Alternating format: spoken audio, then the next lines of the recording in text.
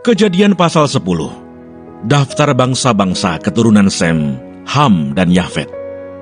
Inilah keturunan Sem, Ham, dan Yafet, anak-anak Nuh. Setelah air bah itu lahirlah anak-anak lelaki bagi mereka. Keturunan Yafet ialah Gomer, Magog, Madai, Yawan, Tubal, Meseh, dan Tiras. Keturunan Gomer ialah Askenas, Rifat, dan Togarma. Keturunan Yawan ialah Elisa, Tarsis, orang Kitim, dan orang Dodanim. Dari mereka inilah berpencar bangsa-bangsa daerah pesisir. Itulah keturunan Yafet, masing-masing di tanahnya, dengan bahasanya sendiri, menurut kaum dan bangsa mereka. Keturunan Ham ialah Kus, Misraim, Put, dan Kanaan. Keturunan Kus ialah Seba, Hawila, Sabta, Raima, Sabteka. Anak-anak Raima ialah Seba dan Dedan. Kus memperanakkan Nimrod. Dialah yang mula-mula sekali orang yang berkuasa di bumi. Ia seorang pemburu yang gagah perkasa di hadapan Tuhan. Sebab itu dikatakan orang seperti Nimrod, seorang pemburu yang gagah perkasa di hadapan Tuhan. Mula-mula kerajaannya terdiri dari Babel, Erech, dan Akkad, semuanya di tanah Sinear. Dari negeri itu ia pergi ke Asyur, lalu mendirikan Niniwe, Rehoboth-ir, Kalah, dan Resen di antara Niniwe dan Kalah. Itulah kota besar itu. Misraim memperanakkan orang Ludim, orang Anamim, orang Lehabim, orang Naftuhim, orang Patrusim, orang Kasluhim, dan orang Kaftorim. Dari mereka inilah berasal orang Filistin. Kanaan memperanakkan Sidon, anak sulungnya, dan Het, serta orang Yebusi, orang Amori, dan orang Girgasi, orang Hewi, orang Arki, orang Sini, orang Arwadi, orang Semari, dan orang Hamati. Kemudian berseraklah kaum-kaum orang Kanaan itu.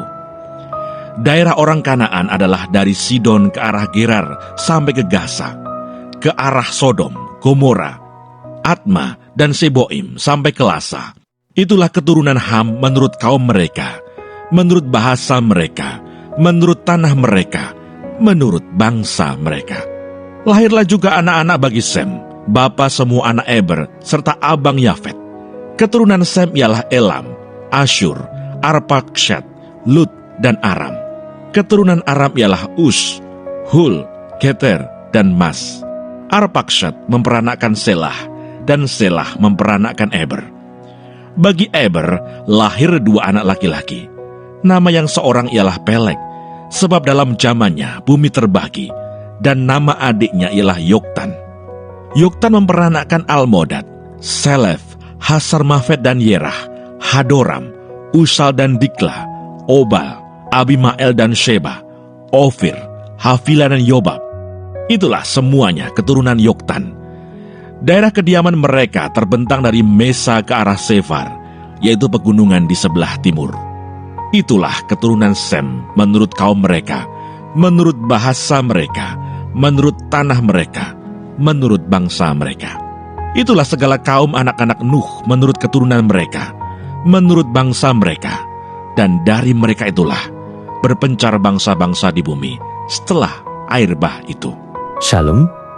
Salam, hari ini kita merenungkan Kejadian pasal 10. Pasal yang sering kali kita lewati begitu saja, karena berisi banyak nama dan keturunan dari anak-anak Nuh, Sem, Ham, dan Yafet. Namun sesungguhnya, pasal ini adalah catatan penting tentang bagaimana Tuhan memulai kembali sejarah manusia setelah air bah, bukan hanya sebagai keluarga, tetapi sebagai bangsa-bangsa yang tersebar di seluruh bumi. Kejadian 10 dimulai. Inilah keturunan anak-anak Nuh, yakni Sem, Ham, dan Yafet, yang mendapat anak-anak sesudah air bah. Tiga nama ini menjadi asal mula seluruh bangsa di bumi. Dari Yafet lahir bangsa-bangsa di daerah utara dan barat. Dari Ham muncul bangsa-bangsa besar seperti Mesir, Kanaan, dan Babel. Dan dari Sem lahir bangsa Ibrani, leluhur Abraham, Ishak, dan Yakub. Artinya,